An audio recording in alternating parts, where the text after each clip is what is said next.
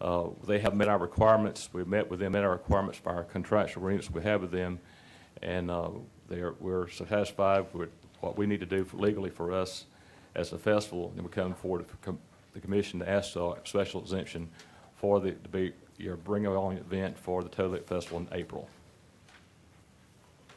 Okay. Thank you, James. Explain what that means, Mr. Etheridge. What it means that in the past we've had bring your own events that meet our insurance requirements and our contract requirements for, but that was prior to the ordinance that passed last year.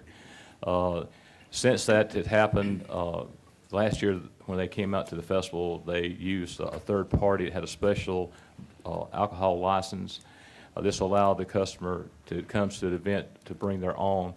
They not chosen, it's not a brown bag, it would be a collapsible cooler, but I would rather leave that to Mr. Mendham to discuss any details about what that would be, but they would bring their own cooler, which would be collapsible, would not be a hard cooler, be limited in size, and there would be presence of security there as we required and any requirement by the city.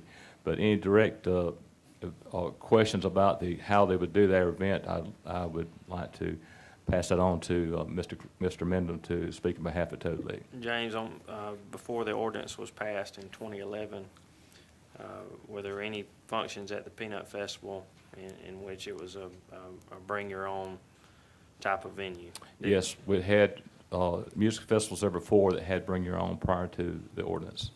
And we also have had those. We one time were licensed, but we chose not to do that anymore, and we left that up to the promoter to go to a third party if they wanted to have a licensed event. I had a question. Will there be a fee to bring you on?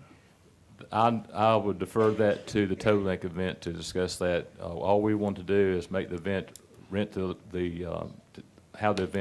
have the possibility to have this event in that way to bring your own. So anything to talk about exactly how the particulars, I defer that to Toad Lake. Okay. Any other Mr. questions? Mendham. Thank you. Thank you.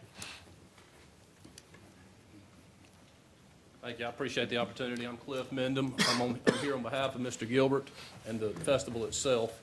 To answer your question, there would be a fee. If the exemption is allowed, there would be a fee for someone to be able to bring their own cooler into the event. I brought an example of the type of cooler. It's a collapsible cooler to give you an idea of what we're talking about. It's a soft shell cooler.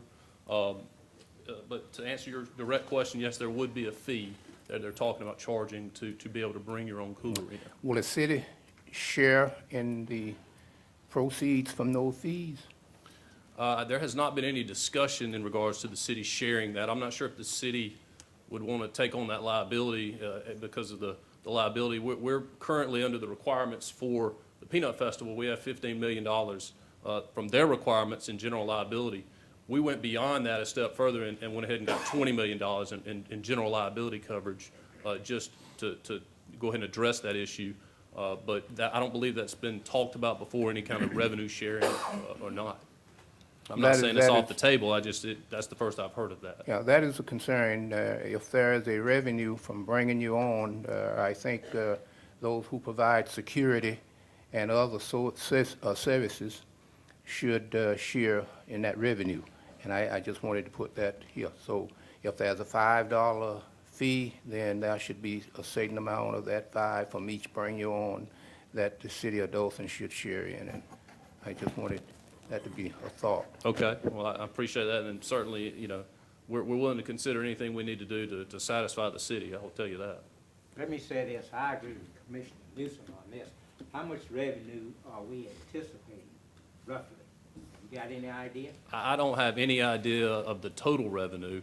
I do know that the event last year where we were having to have a special events license, the reason that we're looking at the change is because of the hopeful long-term sustainability of the festival itself. We're hoping we generate a lot of revenue. That's the reason that we're trying to put the festival on. It'll be a great economic catalyst for the city and hopefully be something that we can continue to do into the future. There is a lot of competition among music festivals all over this area and other areas, and we feel like with this exemption that would help us compete against some of these other festivals and keep this as an ongoing event. Mr. Isn't more benefit to Dothan just drawing people in and staying in hotels and such? Absolutely. I mean, if we can continue to have the festival, you're talking about a 3-day event where you're drawing people, not only from all over the Wiregrass, but from all over the nation. We're talking about national acts that we're bringing in for the festival, and it would be we believe, a great economic boost for the city itself. Let's see, if I'm not mistaken, the sales, the ticket sales, there's a sales tax associated with that. The city does encounter some revenue from that as well. And in addition to the security concerns, I know that we've discussed, obviously, bringing on additional security to address that would be paid for, by Totalic, the festival itself, in regards to bringing on additional security to enforce that, as well as any off-duty police officers, things of that nature, whatever we would need to do to satisfy the city. I do know this, aside from a debate or a decision being made about BYB or whatever you want to call it, I'm excited about the event. I was glad that it was in Dothan last year at the fairgrounds. Obviously, we have competition from cities close to us that have put on music-type events. I certainly, and like Commissioner Redding said, I can only speak, from this seat. I certainly want to continue to try to have this type of venue in Dothan. So Cliff, why not just go ahead and buy a liquor license and sell your own alcohol? Well, again, I believe it goes back to the economics of it. You would think that just having your own license and selling your alcohol, you can be able to make a lot of money doing that. Unfortunately, when we analyzed other music festivals around the nation, the best way to make it successful and remain successful would be to attract a larger audience by not allowing them to bring their own beverages in and that kind of thing. And, you talk about alcohol, but it would include sodas, whatever. So you're hoping to bring more people in and in the long run make it more successful in that way. okay.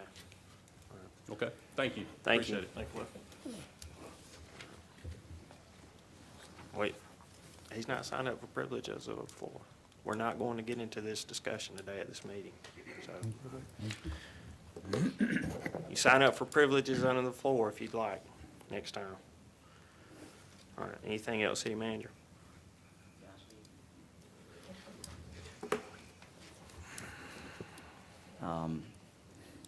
You, the commission, passed the brown bag ordinance, a very, very basically airtight ordinance. By allowing this exception, you're punching holes in that ordinance, and you're going to allow it this time. There's going to be several others that come to you asking for the same exception. Right. And that would be downtown. Those businesses, they want to bring in people too. They want to bring in as many people as they can, so they're going to ask for that same exception. So, ultimately, that's going to be, where do you draw the line? Okay. Well, there's no decision being made today. That's right. It won't be on the agenda for y'all to consider until the next meeting, which is January 15th. Okay.